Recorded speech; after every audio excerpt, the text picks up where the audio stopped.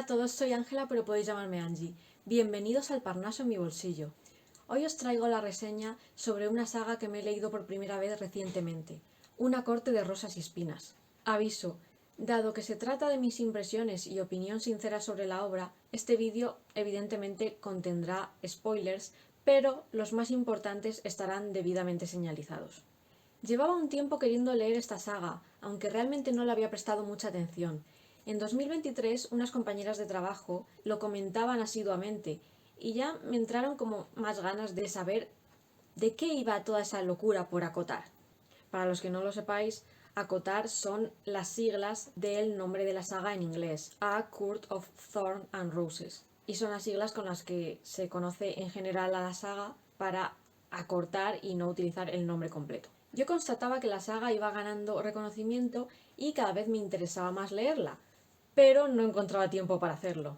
Hasta que al final, en agosto del 2024, yo formé un club de lectura junto a otra chica en mi ciudad y justo ella se estaba empezando a leer la saga, que bueno, al final no se terminó ni siquiera el primer libro porque no le gustó, pero eso es otro tema. Y como yo tenía ganas de leerlo y había otras personas en el grupo que también tenían ganas de leerlo o que incluso ya se lo estaban leyendo, propuse, pues, primera lectura del club del mes de septiembre, Una corte de rosas y espinas. De las pocas a las que fuimos al encuentro, soy la única a la que le gustó y que se lo acabó y que incluso siguió con la saga, pero bueno, eso es otro tema. Hablemos del primer libro, Una corte de rosas y espinas, del 2015. Varias personas me habían comentado que el primer libro se hacía un poco aburrido o anodino y que realmente solo tomaba ritmo e interés en el tramo final, que de repente se volvía súper interesante y de ritmo frenético. Así que yo estaba preparada para que la historia no me enganchara al principio. Pues nada más lejos de la realidad. Desde los primerísimos capítulos yo ya estaba dentro. En cuanto Tamlin irrumpió en la cabaña y se llevó a Feyre a la corte primavera, yo ya quería saber qué iba a pasar ahí.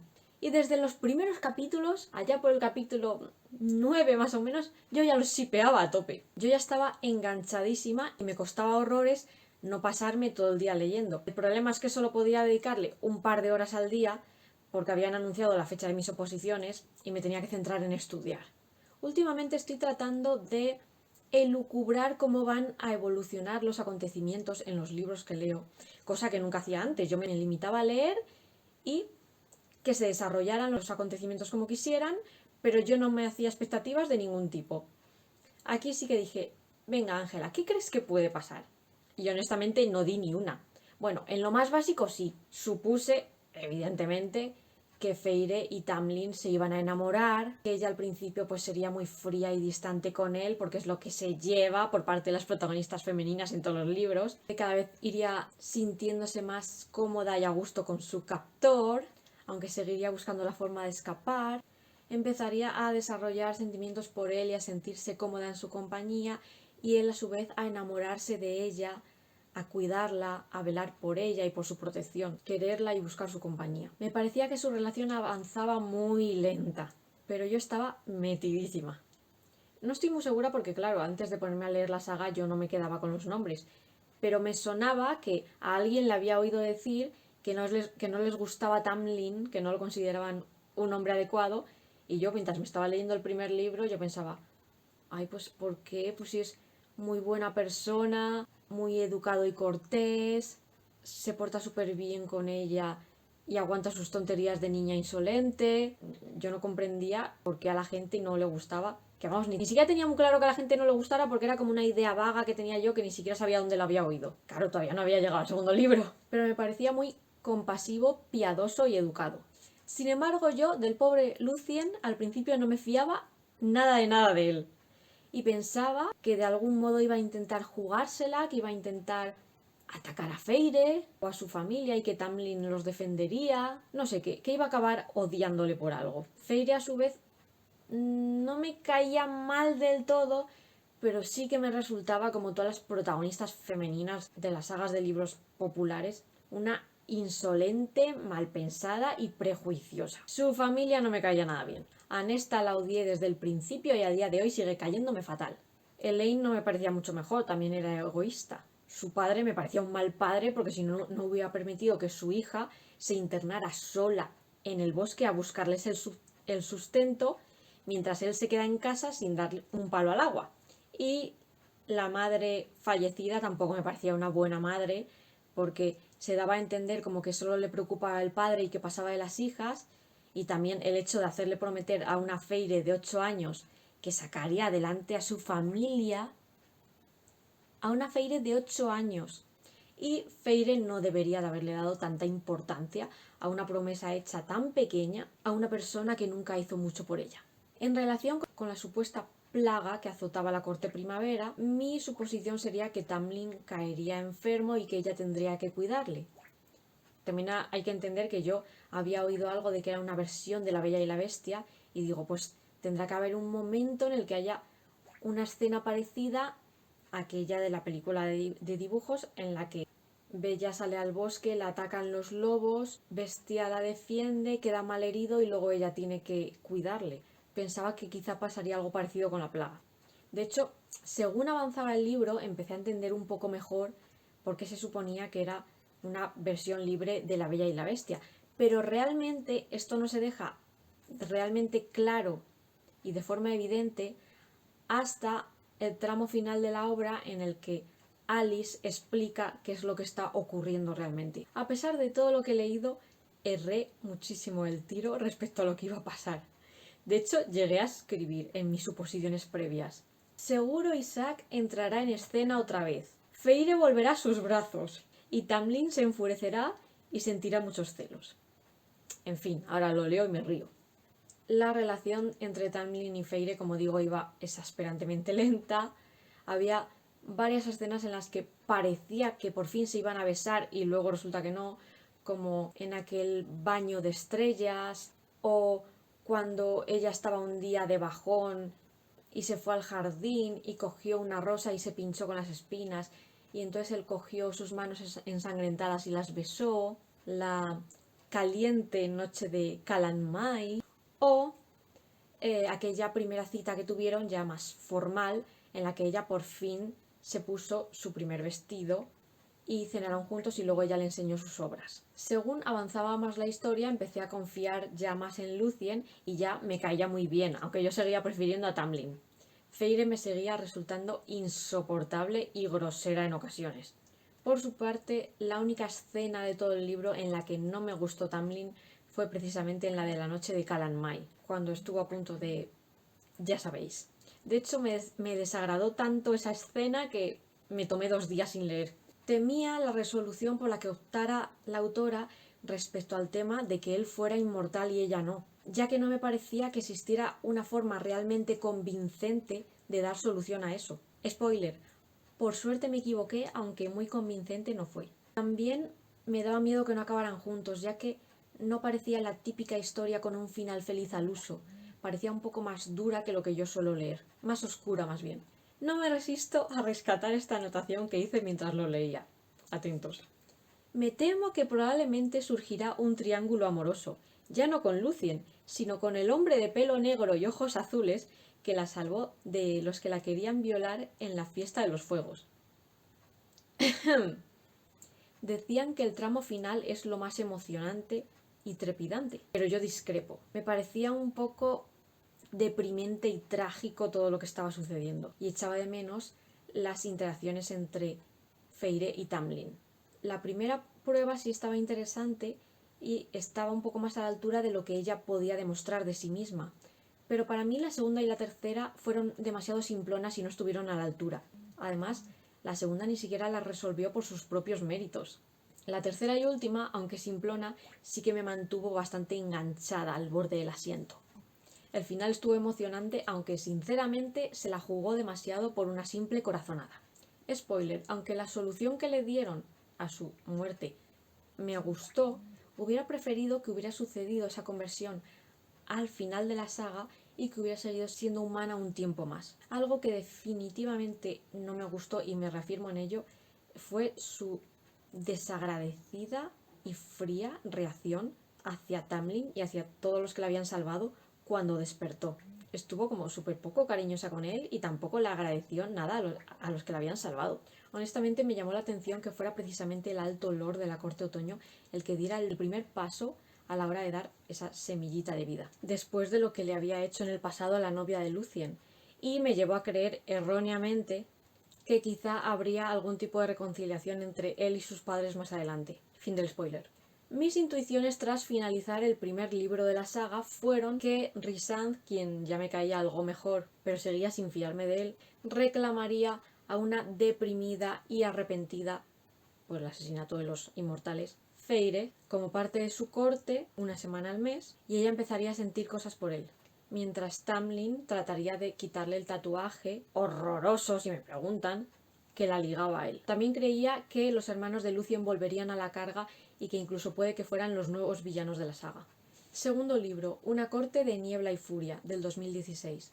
Tras un paréntesis de unas cuantas semanas para centrarme en el examen de las oposiciones, en cuanto hice ese examen, volví a la carga con el resto de libros de la saga. Empezó decepcionándome muchísimo. Feyre seguía absolutamente insufrible y no la aguantaba. No le gustan las fiestas, ni las celebraciones, ni los vestidos, ni las joyas. Insistía pesadísima en irse a ayudar al pueblo cuando le habían dicho 20 veces que no.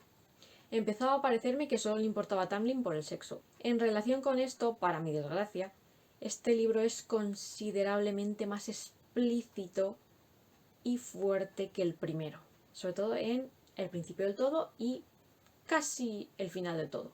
Es algo que me desagrada muchísimo leer y que no veo que venga a cuento ni que aporte nada, así que estuve a punto de abandonar el libro. Para leer pornografía me leo 50 sombras de Grey. Al principio odiaba el desinterés de Feyre por Tam, pero también lo borde que era con Rhys. Spoiler.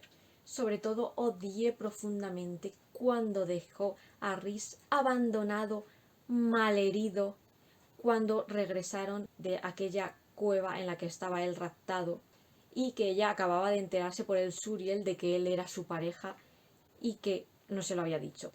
Que se enfadara tanto por una tontería hasta el punto de dejarlo ahí tirado, malherido, mientras ella se piraba y no se preocupaba de él en 5 días, me parece muy fuerte. En general, ella es insoportable y no trata bien a las personas a las que dice amar. Con el avance de los capítulos, mientras ella se acostumbraba a la corte noche, el libro remontó muchísimo para mí y al final me alegré de haberlo leído. Acabé incluso más viciada que con el primero. Incluso cuando no estaba leyendo, seguía pensando en el libro. Spoiler. Me da muchísima pena cómo acabó con Tamlin.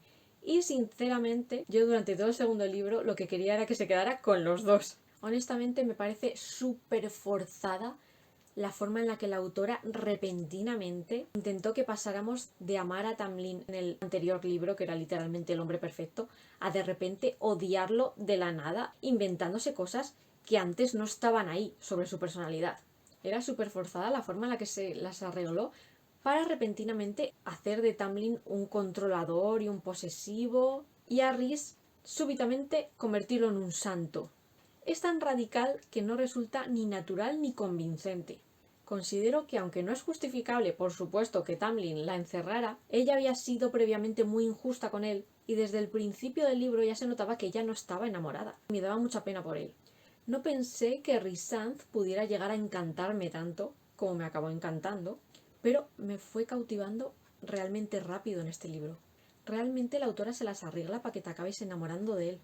Pero no resulta muy creíble que súbitamente le dé la vuelta a todo lo que había hecho en el pasado, cuando en el libro anterior fue capaz de leer sus pensamientos sexuales sobre Tamlin en alto, emborracharla, tatuarla sin su permiso y tratarla como una marioneta. La autora insistía demasiado en comparar implícitamente las conductas de Rhys respecto a Tamlin, dejarla salir libremente, pagarle un salario equitativo, permitirle acompañarles y luchar con ellos, prestarse a entrenarla, tener voluntad de cambiar las cosas para su pueblo.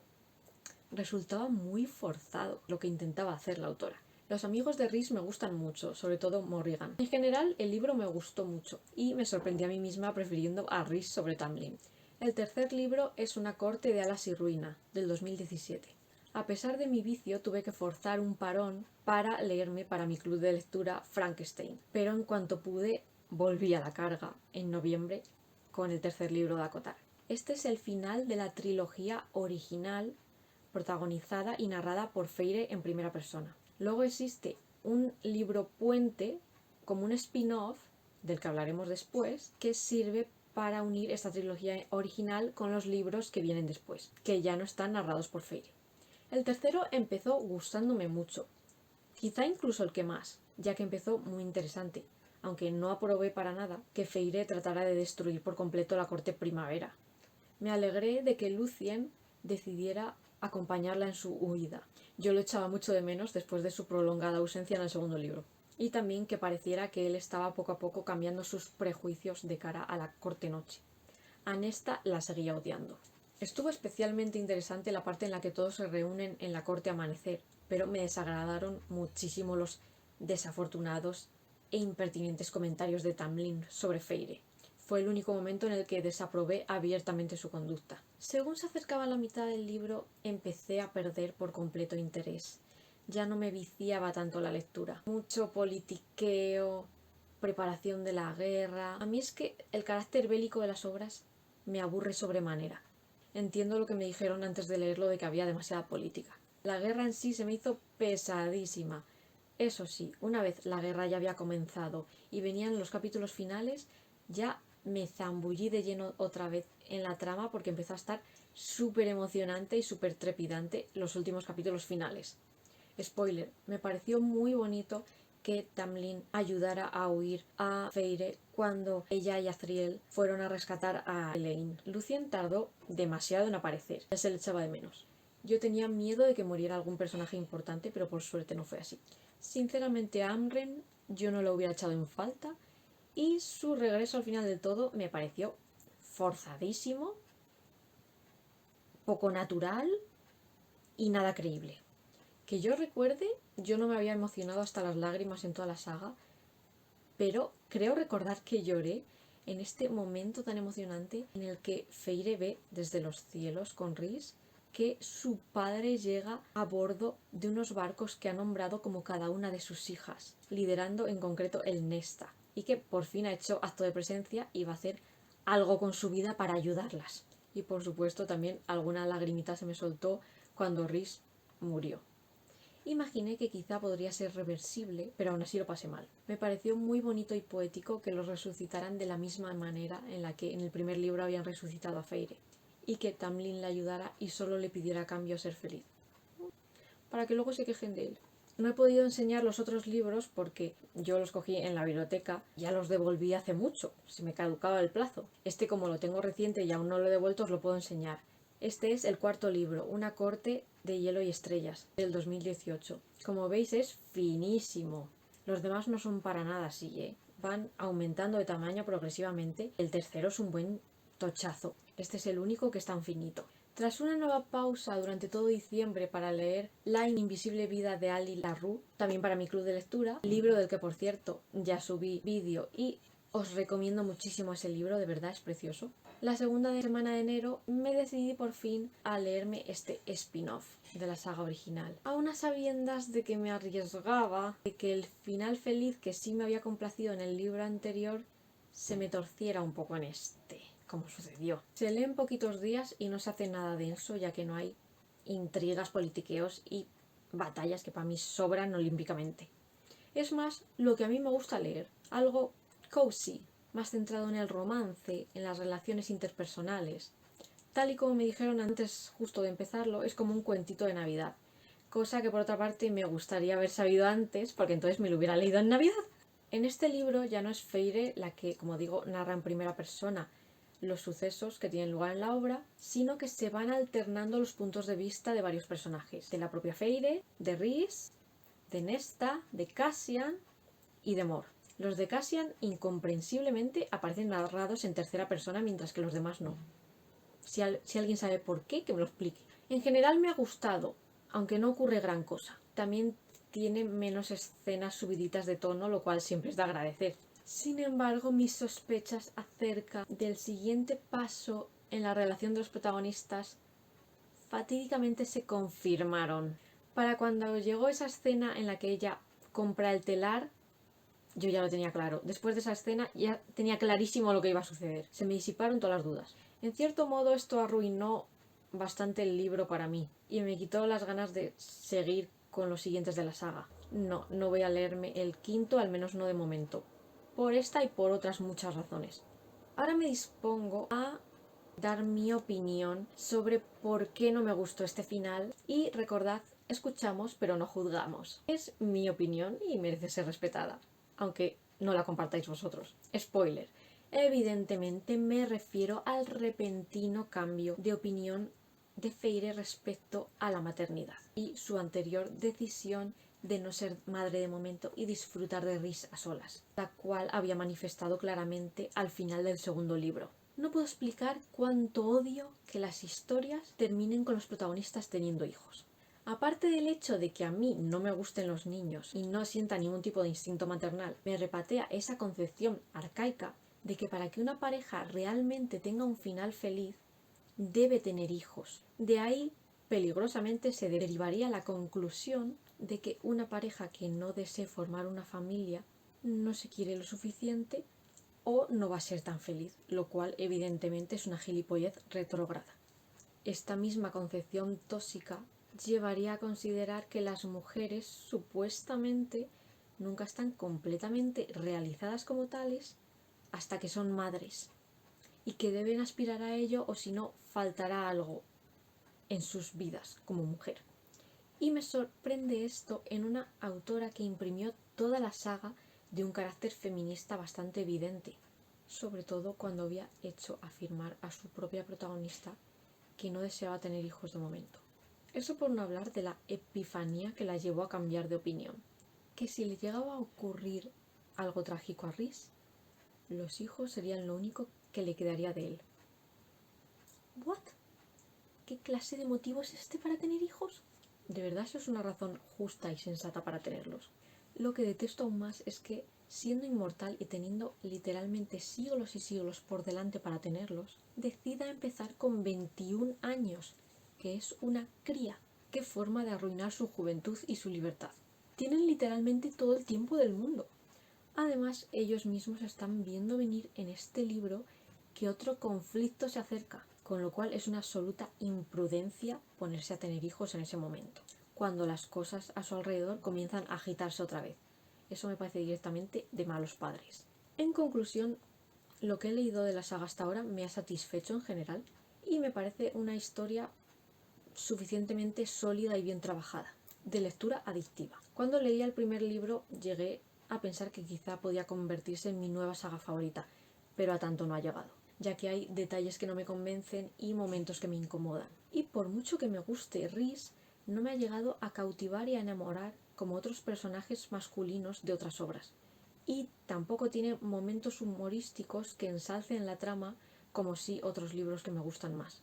Sin duda lo recomiendo muchísimo a lectores que gusten de historias de fantasía adulta con razas propias, worldbuilding y subtramas épicas que derivan en conflictos bélicos, con una trama principal romántica que incluye explícitas escenas lemon o smooth.